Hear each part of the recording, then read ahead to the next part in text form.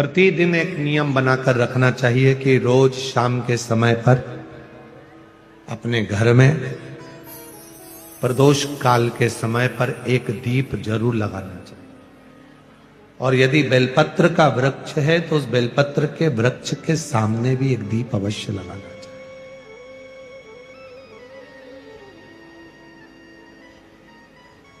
6 महीने में, 3 महीने में, 2 महीने में, 1 महीने में ऐसा नियम बनाया करो कि मुझे बेलपत्र की पूजन करो।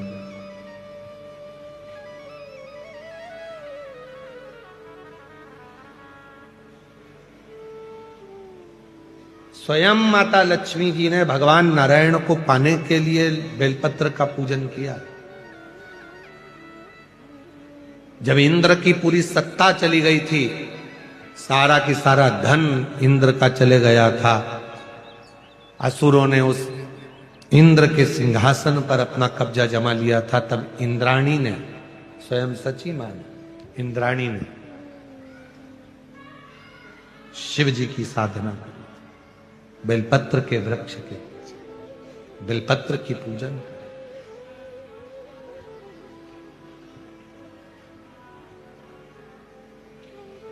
कभी दिल कर जाए तुम्हारा तो कभी महीने में, 1.5 महीने में, 2 महीने में बेलपत्र के पेड़ के नीचे जल लेकर बैठो।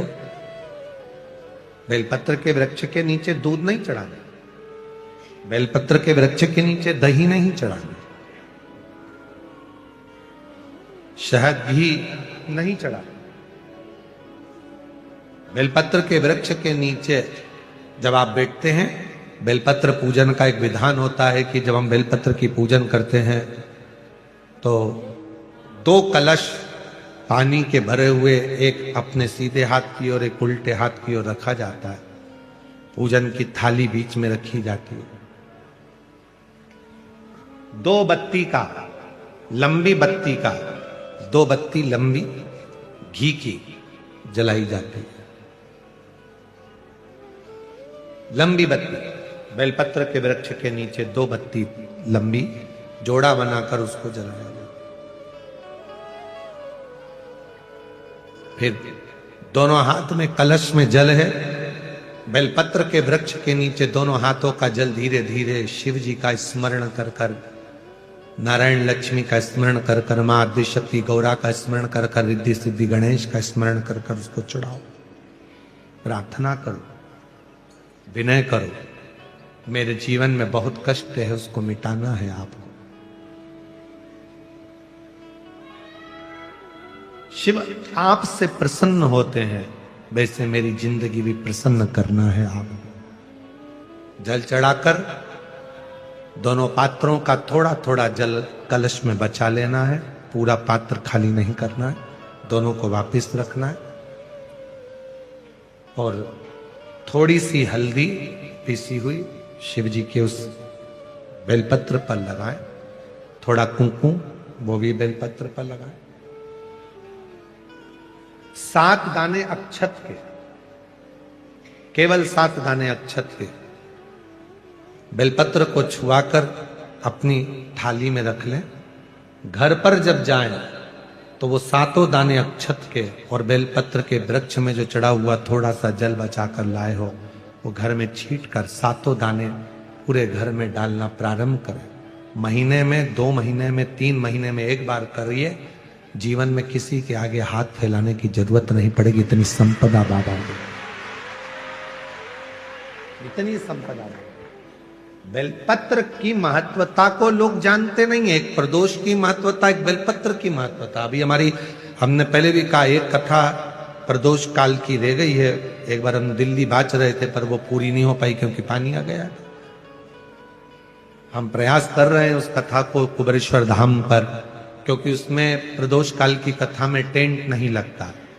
वो प्रदोष काल की जो कथा होगी सीहोर कुबेरेश्वर धाम में, उसमें टेंट नहीं लगेगा, उसको खुले मैदान में बांचना पड़ेगा।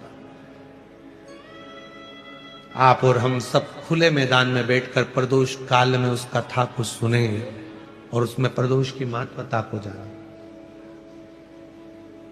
और हमारी तरफ से हम तो आज प्रकाश जी आपको भी, दीना भाभी जी आपको भी, दोनों को निमंत्रण दे रहे हैं। जब भी सीहोर में जब कथा हो प्रदोष काल की तो एक दिन कम से कम आप लोग आकर उस कथा की पूजन आपको भी करना रहे, प्रदोष काल की कथा।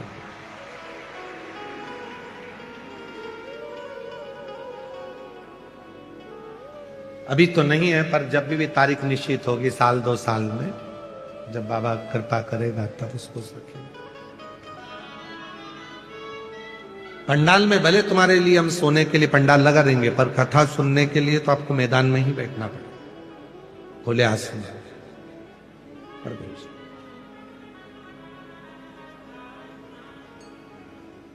शिव तत्व को जान, बेलपत्र की महत्वता को जिसने जान लिया, आज लोग बेलपत्र को जान रहे हैं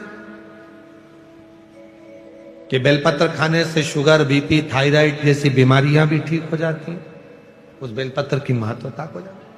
और फिर निवेदन है, आपके शरीर में कष्ट है तो बेलपत्र का सेवन करो। रोज रोज बेलपत्र वैसे ही नहीं खाना।